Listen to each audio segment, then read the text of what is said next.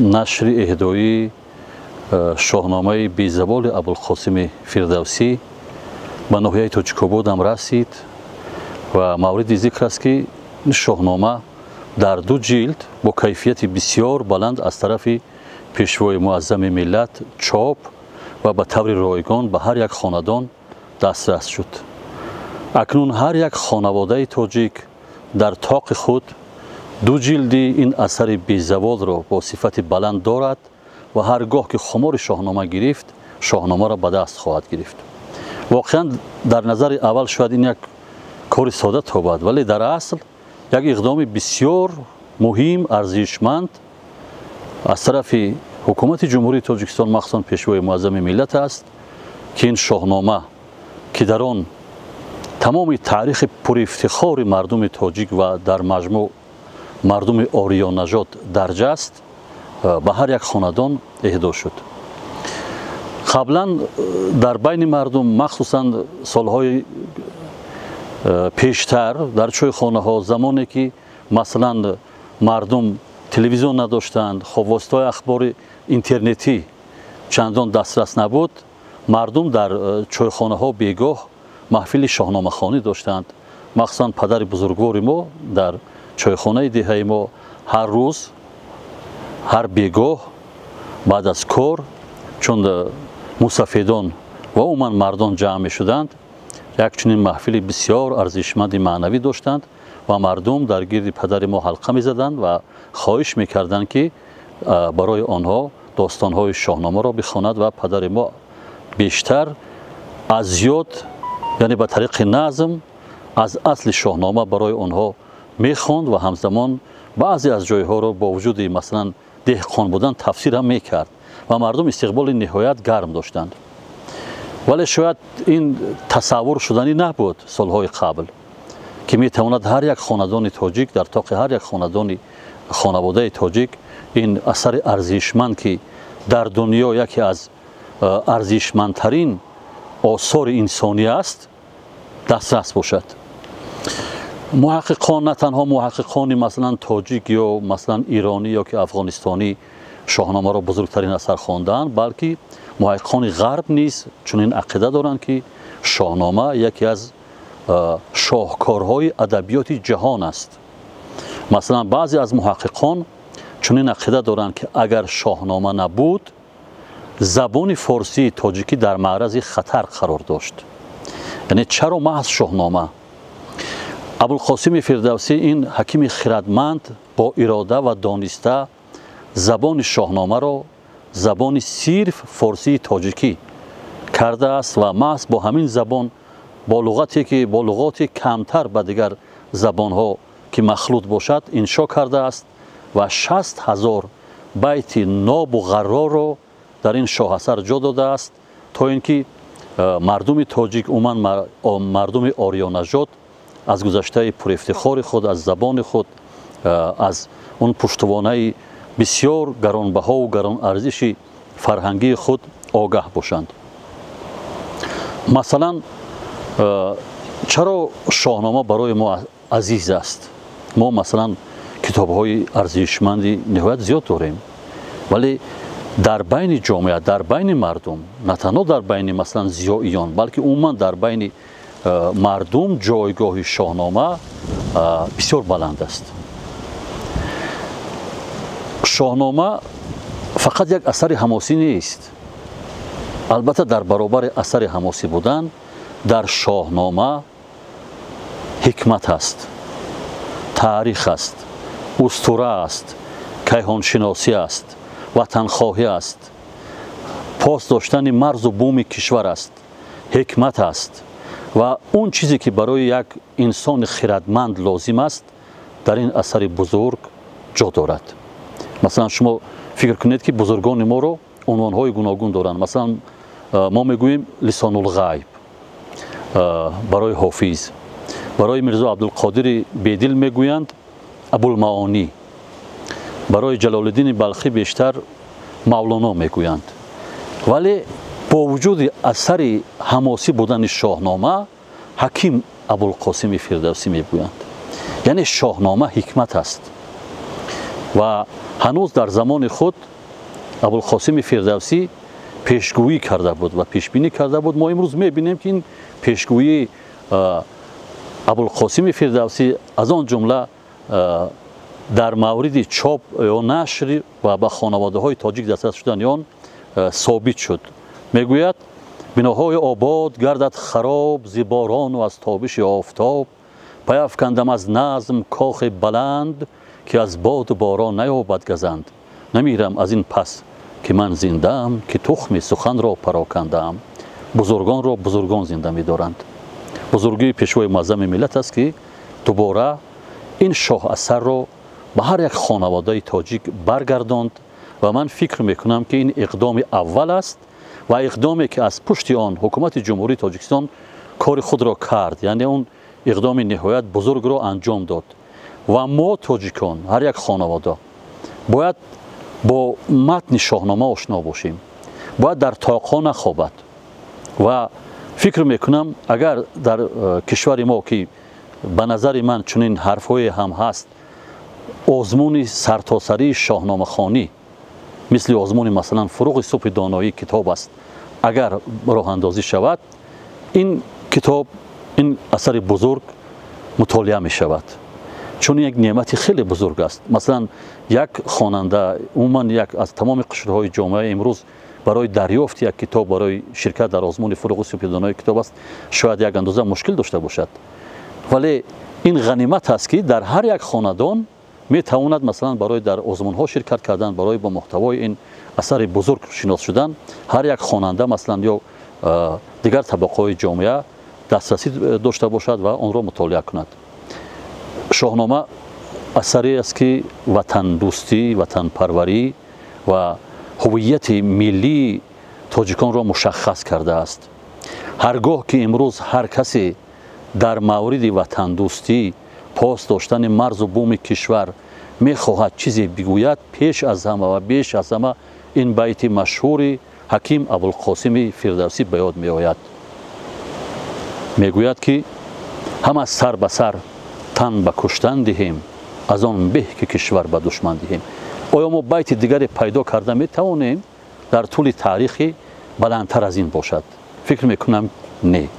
و هویت ما را مشخص میکند شاهنامه و این حکمت یا مثلا دوراندیشی پیشوای معظم ملت است که کتاب تاجیکان را که تاریخ پر افتخار ملت تاجیک در آن درج است چاپ و به هر یک خانواده دسترس کرد و در قدم دوم این شاهاثر بزرگ را که نیز گذشته پر افتخار مردم آریا نژاد از آن جمله تاجیکان در آن درجه است با صفتی خیلی بلند چاپ و به هر یک خانواده تاجیک دسترس کرد و امروز مثلا هر یک خانواده تاجیک خوشبخت است که در طاق یا در رواق هر یک مثلا در طاق هر یک رف کتاب های او این شاهاثر بزرگ جایگیر است و می تواند هر زمان با آن مراجعت کند.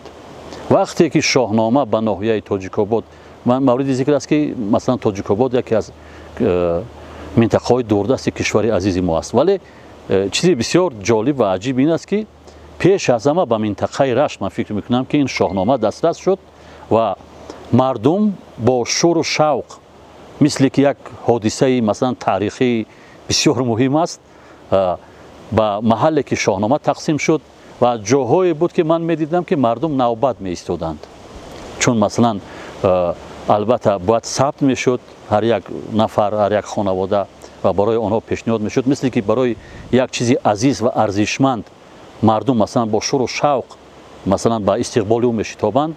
مردم این ناحیه تاجیک‌آباد هم مثلا تمام قشرهای گوناگون این مردم با استقبال شاهنامه رفتند و آن را برای خود گرفتند. من به عنوان یک آموزگار یک تجربه داریم. مثلا ما چند سال شد در مؤسسه تعلیمی در مکتب آزمون شاهنامه خوانی را براه انداخته بودیم، در بین حتی از خواننده صنف 1 شروع کرده تا صنف 11 ما یک آزمون تستی از متن شاهنامه آماده کرده بودیم که مثلا به طور مختصر در آنجا هر یک نفری که مثلا برای پاسخ یافتن به آن سوالنامه ها مجبور بود که به شاهنامه مراجعت کند. یک چیز بسیار عجیب است. شما درست فرمودید که مثلا نباید خواندن تنها به خاطر مبلغ باشد. همین خواندن به خاطر مبلغ نبود. مثلا به خاطر اون غالب شاید یک افتخارنامه تقدیم شد، ولی مردم ما مثلا احساس کردیم، ما آزمون‌های زیاد برپا می‌کردیم، ولی ما وقتی آزمون شاهنامه را، آزمون تستی شاهنامه را راه اندازی کردیم، ما دیدیم که از همه زیاد، این به طور چی بود؟ اختیاری. ما دیدیم که از همه زیادتر خوانندگان بیشتر شوقشان برای شرکت کردن در این آزمون بود. و یک چیز بسیار عجیب را من مشاهده کردم. ما به خاطر اینکه خوانندگان با شاهنامه آشنا باشند، این متد چون که شما فرمودید یا اصولی که شما فرمودید، مثلا 4-5 روز پیش سوالنامه ها را به خوانندگان تقسیم می‌کردیم، میدادیم و آنها به خاطر چی؟ به خاطر آنکه با شاهنامه آشنا شوند و آنها از پای جستجوی دریافتی مثلا پرسش‌های شاهنامه می‌شدند. و عجیب، یک حادثه بسیار عجیب بود که وقتی که من این آزمون را بار اول راه اندازی کردم، بیگاه به خانه آمدم، پدرم مثلا بعد از سلام علیک گفتن که ای بچه، این مثلا امروز خانه پوری خواننده بود. خواننده ها میدونستن که مثلا بیشتر پدر ما با شاهنامه آشنایی دارد و همینا گروه به نزد پدر ما برای پیدا کردن سوال های تستی به نزد پدر ما آمدند و سوال ها رو پیدا کردند از اونجا. ولی نه همه دسترسی داشت به شاهنامه. شما تصور کنید که امروز مثلا چنین بگذار آزمون جمهوریوی نباشد، چنین آزمون ها در مکتب ها، در مثلا مضافات، عموما در هر یک محل اگر راه اندازی شود، دیگر مثلا خواننده این یک وسیله می شود که وای کتاب شاهنامه را از طاق بگیرد، به دست بگیرد. حداقل این وسیله هدایت می شود، هدایت برای کشادن صحیفه های شاهنامه و پیدا کردن مثلا سوال ها. یکی از راهاش همین است. مثلا چون شما درست فرمودید که امروز همه چیز رو اینترنت می توان گفت غصب کرده است. اینترنت چیزی خوب دارد، چیزی بد دارد. متاسفانه ذهن کودک، ذهن نوجوانان، نورسان بیشتر به چیزهای سبک مایل دارد. اون چیزی آسان است، کمتر از کم نفر پیدا کردن میتوان که مثلا با مطالعه مشغول شود از طریق اینترنت. ولی مطالعه کتابی مثلا اینی که در طاقه هست ولی لذتی دیگر دارد. مردم را بیشتر با مطالعه کتاب باید ما مثلا هدایت کنیم و یکی از وسیله هاش همین است. وقتی که مثلا کتابی تاجیکان علامه باباجان غفوروف به هر یک خاندان اهدا شد، همچنین ما مثلا یک آزمون راه اندازی کردیم از این کتاب چند. همون هم سبب شد که ما میدیدیم که خوانندگان چون در هر یک خانواده یک کتاب موجود است، رو می آوردن، ورق می زدن و خیلی به متن شاهنامه، به متن مثلا باباجان که تاجیکان باباجان غفوروف آشنایی پیدا کردن. و امروز نیست قدم بسیار مهم برداشته شده است. یعنی این کاری ساده نیست. مردم برای دریافت شاهنامه مبلغ صرف نمی کند. مردم از خانه اش بیرون آمده است. همین قدر مثلا کرده است که از همون نقطه توزیع یا مثلا تقسیم یا دسترس کردن شاهنامه رفته است و اون رو گرفته به خانه اش آورده است. این کار بسیار آسان است و مهمتر از این باید مردم با شاهنامه آشنایی پیدا کنند، چون شاهنامه در طول تاریخ زبان ما رو زنده نگه داشت. چون که قبلا عرض شد زبان ما رو زنده نگه داشت، هویت ملی ما رو زنده نگه داشت، مشخص کرد و برای بلند برداشتن حس وطنخواهی، دوست داشتن مرز و بوم خدمت شاهنامه بسیار ارزشمند است و تنها به منفعت مردم، به منفعت نورسان، جوانان است که با متن شاهنامه آشنایی بیشتر داشته باشند. شاعر میگوید که بود گر فاضله هر مادر ما، شود هر خاندان ما دبستان. وقتی که یک دختر، یک زن با سواد است، اون خانواده مثل دبستان است. این بسیار مهم است. و یک نکته بسیار муҳимро ман мехоҳам инҷо арз кунам ки чанд соли ахир аст аз таҷрибаҳое ки мо дорем дар тамоми озмунҳо аз он ҷумла дар озмуни шоҳномахонӣ нисбат ба писарон духтарон фаъол ҳастанд. На танҳо дар шоҳномахонӣ, дар маҷмӯъ умуман дар ҳама озмунҳое ки роҳандозӣ мешавад, масалан духтарон баранда биштар баранда мешаванд ва рӯ меоранд ба ин чиз. вале шоҳнома масалан мо набояд фикр кунем ки танҳо барои мардон аст ё танҳо барои ҷангу қатлу куштор аст. дар шоҳнома ҳар куҷо ки сухан аз ҷанг меравад онҷо ҳимояи ватан аст. ҳар куҷо ки ҷанг аст онҷо ҳимояи номус аст, шараф аст.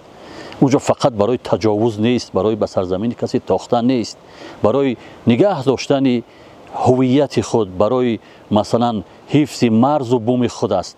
барои ҳамин ҳикмати шоҳнома ниҳоят баланд аст ва аз шоҳнома мо дар баробари масалан эҳтироми ҳамсоя, эҳтироми дигар қавму миллатҳо, фирдавсӣ ҳар куҷо ки сухан мегӯяд дар бораи ҳатто масалан ҳамун нафарое ки бар зидди ирониҳо меҷанганд, бо эҳтиром сухан мегӯяд.